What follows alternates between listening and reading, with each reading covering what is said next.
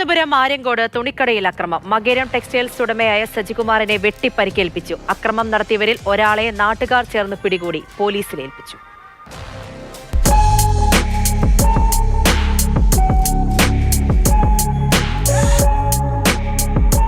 ഇന്ന് വൈകിട്ട് ഒരു തോർത്ത് വാങ്ങാൻ ആര്യങ്കോടുള്ള മകൈരം ടെക്സ്റ്റൈൽസിൽ എത്തിയതായിരുന്നു ജോജോ. ജോജോയുടെ മട്ടും ഭാവവും ഇഷ്ടപ്പെടാത്ത കടയുടമ സജികുമാർ തോർത്ത് നൽകിയില്ല. മടങ്ങിപ്പോയ ജോജോ രാത്രിയിൽ സുഹൃത്തുക്കളുമായി എത്തി അക്രമം നടത്തി. സജികുമാറിനെ വെട്ടിപ്പരിക്കേൽപ്പിച്ചു. കടയുടെ ചില്ലുകൾ അടിച്ചു തകർത്തു. നാട്ടുകാർ ചേർന്നാണ് ജോജോയെ പിടികൂടിയത്. അക്രമം നടത്തിയ രണ്ടുപേർ രക്ഷപ്പെട്ടു.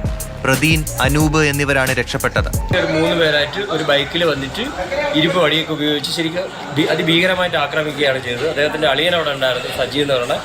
അദ്ദേഹം ഓടി വരുമ്പോഴത്തേക്ക് അവൻ്റെ കയ്യിലും അടിച്ചിട്ട് കയ്യിൽ പൊട്ടലുണ്ട്. അവരുടെ പ്രകൃതം മറ്റു കാര്യങ്ങളൊക്കെ കാണുമ്പോഴത്തേക്കും ലഹരി ഉപയോഗിക്കുന്നതായിട്ടാണ് നമുക്ക് മനസ്സിലാക്കാൻ കഴിഞ്ഞത്. ജോജോയെ ആര്യങ്കോട് പോലീസ് കസ്റ്റഡിയിലെടുത്തു. ഗുരുതരമായി പരിക്കേറ്റ കടയുടമ സജികുമാർ കാട്ടാക്കടയിലെ സ്വകാര്യ ആശുപത്രിയിൽ ചികിത്സയിലാണ്.